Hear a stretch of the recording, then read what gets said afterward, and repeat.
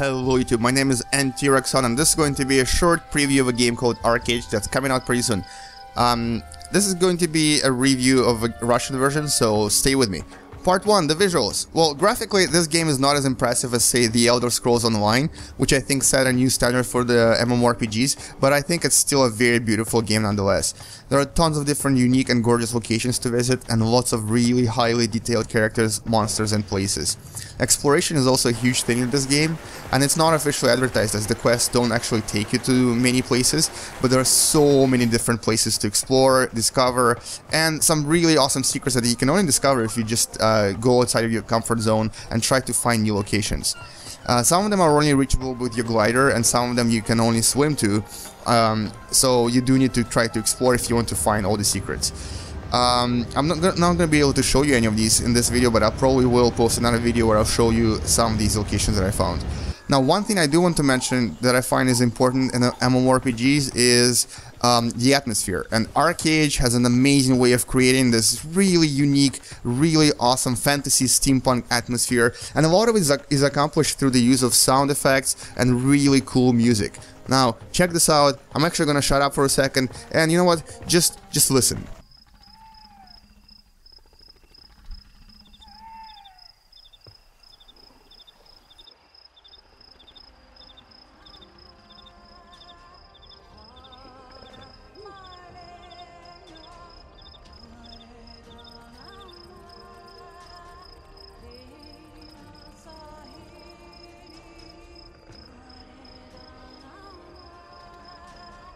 Okay, now let's talk about combat and questing. Well, this is your typical MMORPG stuff. Here I'm in one of the many public dungeons, fighting just some random mobs using the same skills I've used on hundreds of mobs before them. Basically, combat uses tap targeting, with movement being encouraged as attacks do rely on hitboxes, so you can actually miss and monsters can miss you as well. But you also have a lot of really cool combos and synergies that activate when you use skills in certain order or in combination with other skill lines. There are also a lot of other cool ideas and cool things, like, for example, your mount becomes more powerful with time the more you use it, and it also gets experience points from being used a lot. You can even get a battle pad in time. This game is quite quest heavy, but you're also rewarded for grinding, which actually surprised me, as most games today will almost give you no experience for killing just mobs on their own. In ArcheAge you get these secret rewards for constantly killing the same mob, which I actually found pretty refreshing, because sometimes I do like to grind, and it gave me a break from constant questing. Now here I am killing a creepy looking millipede, and this is another big thing about the game. It has an amazing selection of monsters, and some of them are just epic. There's even a huge octopusy looking kraken that lives deep in the sea. So in terms of monster design, I was really impressed with the selection. The skill trees work well as well, and allow for a creation of very customizable characters with up to 140 configurations. Each of 10 of your skill trees also has experience and levels that changes with your character depending on how many skills from the tree you use regularly. With higher level you get new skills to use, so getting all 10 skill trees to the max level on one character would actually quite a really long time. And technically you could definitely achieve that, especially if you wanted to have a character that can switch roles on the fly and become a tank, a healer, or a DPS in any given moment. Basically all you have to do is pay a bit of gold to switch your trees at the altar and then change your roles. There's also underwater combat in this game, but unfortunately it's not as exciting as in games like Guild Wars 2, where you do get a different type of combat underwater. Here you still have the same skills. So for example, my ranger or archer person still uses his bow underwater, which kind of makes no sense, but I guess for game purposes it'll have to work.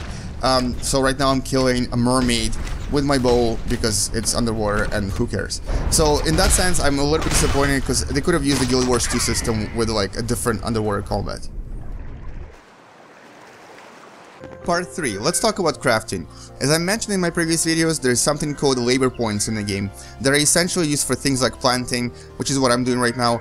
And the thing is, crafting and resource gathering plays a really important role in the economy in the game, as some of the currency can only be received by trading various goods in certain locations, and that currency can then be used to purchase things like, for example, houses.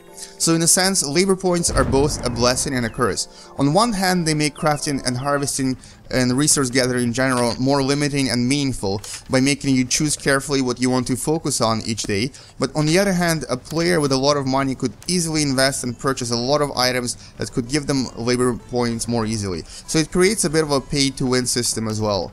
Also, the American version, unlike the Korean version, will have an optional subscription which will give the player a huge boost in labor points, making it really hard to be an effective crafter on a free-to-play account. Crafting itself is pretty straightforward. Basically, this is what I'm doing right now. You get the materials, you find a crafting table, click on it, choose an item, and press the craft button. You can craft lots of different things like boats, gliders, obviously weapons and armor, or food, which is what I'm doing right now. Part 4. Housing. Housing in this game is pretty unique. It's not as sandboxy as a lot of us wanted, but it's actually original nevertheless. Here I'm looking at different designs that you can purchase in a hub called Mirage Island that essentially sells all sorts of house related materials. There are no instances, and all of the housing is built on the main map in designated locations that you purchase on any of the 2 southern islands or anywhere on the map on the northern island, but which also has open PvP, of course. You do have to pay tax on the house, and if you don't pay the house you lose your lot. Once you buy a house, you then carry it to a location where you want to set it up. You also have to buy wood and stone to, I think it's at least 100 for the smallest house, 100 stone and 100 wood, and then you have to basically carry it to your house to build it. You can then add furniture like tables and beds to make your house look more welcoming. Beds also have an additional effect of giving you up to 100 labor points every 22 hours, so it's actually worth investing into them. You can add a farm or other crafting stations to your house, but unfortunately as of now they kinda look dorky. For example, here is someone's cow farm, and to me it looks like a cow military parade. It just lacks this authentic cow farm look that I'm used to from games like Minecraft. So the farm models need some work for sure, and as you saw on the map, this was just an irregular location that I found while exploring around. And once this person harvests all this crazy material that he or she has, they will then need to take it to the nearest trading hub just to get profit from it, and this is where the game gets really interesting, and this is something that I'm yet to explore as well. Essentially, you can either buy or hire a donkey, a mechanical tractor, or a trading boat to transport your goods to the trading hub. The ones near you are probably safe, but will unfortunately yield you very little profit. The ones farther away from you will give you much greater rewards, but are also very risky. So it's a high risk, high reward situation. And the risk comes from other players, of course. So yeah, piracy is huge in this game. There's a pirate island, which I'm yet to visit, and a pirate ship you can buy, and you can even be designated as a pirate if you start killing people from your own faction and stealing their stuff. So once you get to that point, the game really picks up and becomes very unique compared to other MMORPGs. Map size. Now this is something I wanted to mention because I think it's important for an explorer such as myself. The map in this game is quite large. It's not ultra huge, but it's large enough that it's going to take me several weeks, if not months, to explore thoroughly. I decided to do this little experiment by running across several regions of the East Island just to see how long it would take me. But I'm going to accelerate this video so that you don't have to sit through 16 minutes of me on the mount. Anyway, added to the map size is the underwater exploration component, with a very large portion of the map taken up by water. You can explore the entirety of the ocean and find lots of secrets underneath, like sunken ship for example, that you can actually recover to get different types of treasure. So this part makes me really happy. Being able to dive down and look around the seafloor for treasure, that's like the explorer dreams right there. So anyway, let's do some science. My mount moves at 8.3 meters per second. I traveled in a somewhat crooked line for about 60 minutes, so let's just say I traveled in a straight line for 10 minutes. So 10 minutes is 600 seconds, that means I traveled approximately 5 kilometers. So this distance right here on the map is about 5k. So the whole eastern island is approximately 15k in width. There are 3 islands, and on top of that a huge ocean where most of the PvP action takes place, with a huge underwater area to explore. So yeah, the game is pretty damn big. The exploration in this game is rewarded with a special currency called Silver Tiers, although I'm sure that name will probably change for the English version, which basically lets you buy super cool stuff like awesome things for your house, for example. Now, apart from the exploration and everything else I mentioned, I've heard people say that ArcheAge is not as sandboxy as they expected. And I agree with that, but I also want to add that there's a lot of sandbox material in there to make everyone happy. Having played this for about a month now, I gotta say that overall I'm really impressed with ArcheAge. All in all, it's a typical MMORPG. It has the generic kill quests, FedEx missions, your usual stuff, but it adds a bit of depth to everything. For example, just following the quest line will probably show you about 10% of each map and give you 10% of the quests. If, however, you take the initiative to explore, to walk around, to fly around, you discover new quests, new secrets, and tons of material that I found was rewarding and gave me a reason to actually look around. On top of that, you have 3 skill line trees that you can combine and modify in the way that you see fit, which creates more than 100 varieties for your character. Think of what we actually got to experience from the games like Rift, where you had 2 skill lines. This time you have 3. So that creates a lot of different awesome variety and mixtures for your character.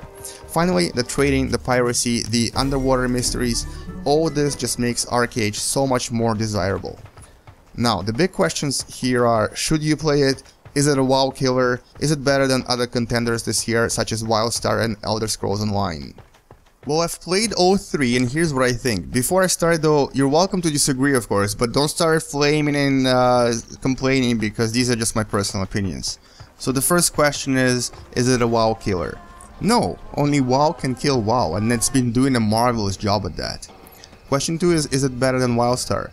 Wildstar is good at offering a refreshing combat style that started with games like Guild Wars 2, but everything else in Wildstar is very WoW-like. It offers you quests, it offers you dungeons and raids, but there's very little new. ArcheAge, on the other hand, gives you lots of options by offering you both the dungeons and the quests, or the trade and the piracy, or the grinding. So in my book, ArcheAge wins. Elder Scrolls Online has amazing graphics, music, lore, atmosphere, but unfortunately it took too many MMO features too seriously and also introduced a few really bad ones. Like for example War PvP, which was one of the reasons why many people complain about Guild Wars 2. ArcheAge offers World PvP and sieges as well, but most of World PvP happens at sea on a ship, where a limited number of players can fit. So it's not a crazy gang fest like in Elder Scrolls Online or Guild Wars 2, but a coordinated assault with a good winning chance for a team that knows what they're doing. ArcheAge also does not try to change the usual MMORPG formula, but instead expands on it by offering you different kinds of choices. Like for example, you can quest, you can level, or instead you can just be a pirate, or you can just grind the monsters. There's lots of different things you can do. That's where the sandboxy element comes into play, and I think it's executed brilliantly, at least in the Korean and the Russian version so far. And hopefully the American release will do it even better, and we'll have a masterpiece on our hands. Now the final question is, should you play it? Absolutely. The game is going to be free to play, so there's no reason not to try it. If you like what you see, subscribe and get the crafting benefits that come with it. So in my book, ArcheAge is definitely a winner. Now, this has been NTRXON, and if you enjoyed what you watched, please subscribe to my channel and like this video. I thank you for watching and have a great day. See you in ArcheAge. Bye bye.